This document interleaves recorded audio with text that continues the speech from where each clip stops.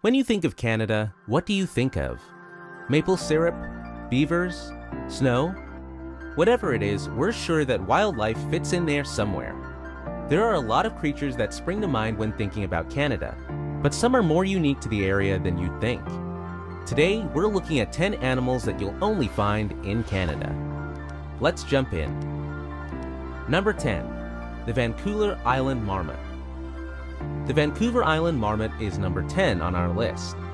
This animal is only found in Canada, more specifically in the high mountains of Vancouver Island, as you might well have imagined.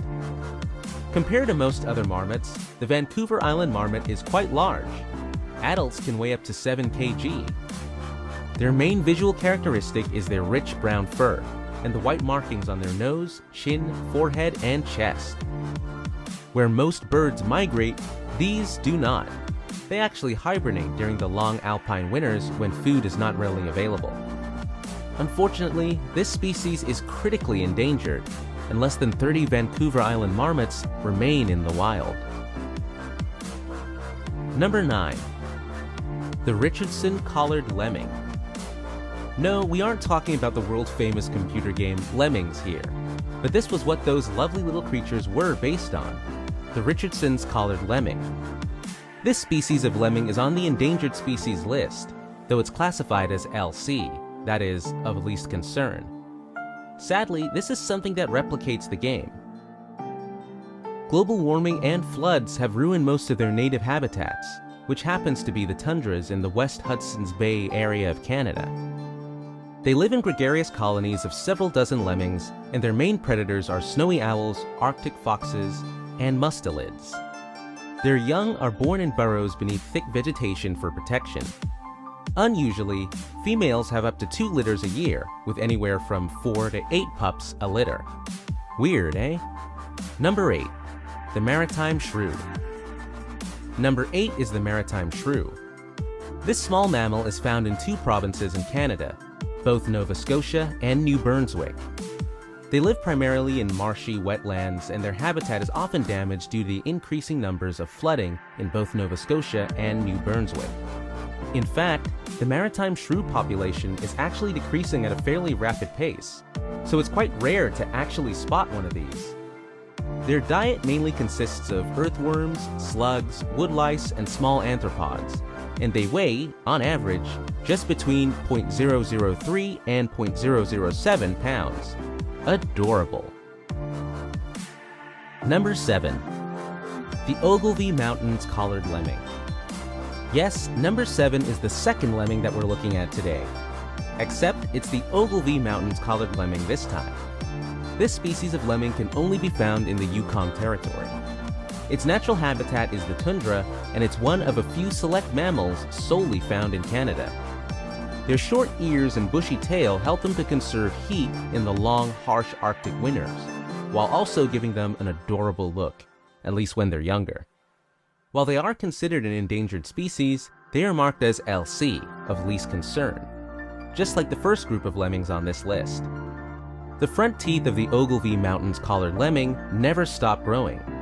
They spend their winters hunting for plant matter that has been buried by the snow. Their snow burrows have separate spaces for sleeping, nesting, and defecating. They're like something from Narnia, buried in little houses in the snow.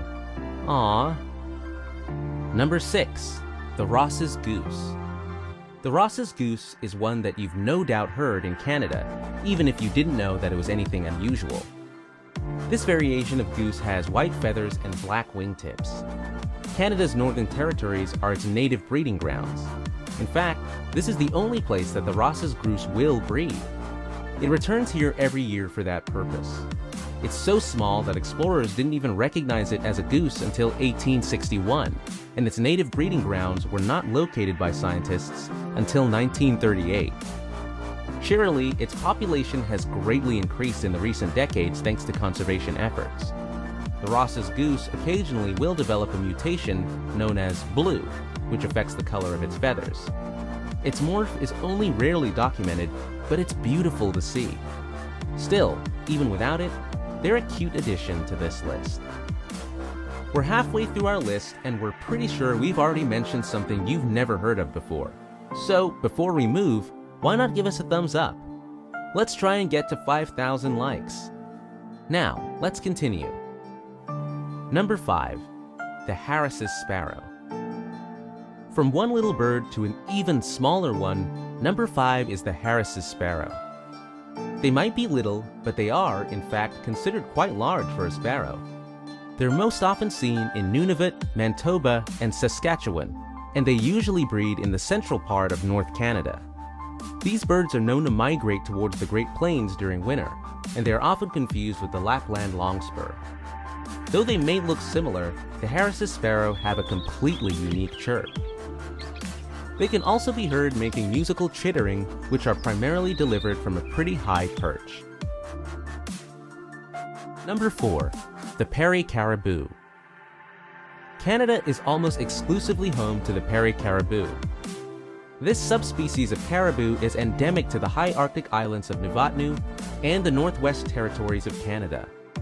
Both the males and females grow antlers, the females from June to September and the males from March to August. During the winter, the Peary caribou, both male and female, have a thick, pure white coat of fur. They are the smallest out of all the subspecies of North American caribou, and on average, female Peary caribou only weigh 60 kg, while males weigh 110 kg. With all that space to roam and grow, you might think that they would actually grow to fit their environment, but that certainly didn't end up being the case. Number 3. The Eskimo CURLEW. This one is possibly the most curious on our list. The Eskimo CURLEW. This unusual bird lives in the tundras of western Arctic Canada.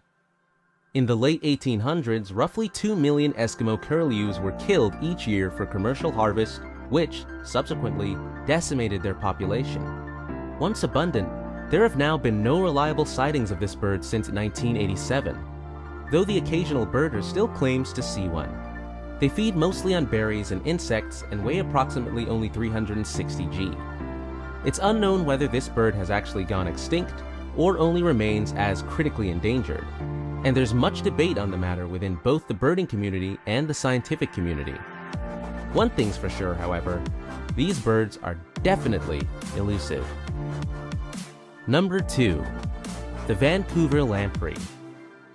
It's almost as classic as the moose or maple syrup. It's the Vancouver lamprey. This subspecies of lamprey is only found in just 2 lakes, Lake Cowichan and Massachee Lake, both located in Vancouver Island, Canada. It's often known as the Cowichan lamprey. They range in length from 11 centimeters to 27 centimeters, and their eyes are actually on top of their head. It's a hematophagous predator, meaning that it latches onto fish species and feeds off of them.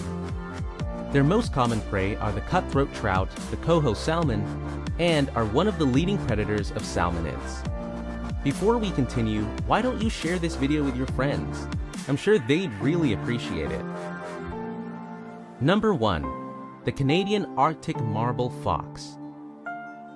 Number 1 is the Canadian Arctic Marble Fox. This species of fox is considered to be one of the rarest of fox species, and it is utterly beautiful. They occur from genetic mutations and gain their name from the marble appearance of their fur, primarily white with either gray, black, or red swirled through it. There is a high movement to try and domesticate them, but it is highly discouraged and sometimes even illegal to own the Canadian Arctic marble fox as a pet. They live for 3 to 4 years in the wild and are well adapted to the frigid Arctic winters. They're playful, plentiful, and not for petting. They are, however, definitely the winner of the top spot because of their elegant look and huge popularity. We think you'd be barking mad not to love them. Thanks for watching. Want to suggest a video? Let us know in the comment section below. Subscribe to our channel for more content, and don't forget to click the bell icon so that you get notified instantly when we upload a new video. In the meantime, why don't you sit back and relax? Watch our wildlife playlist for more videos like this.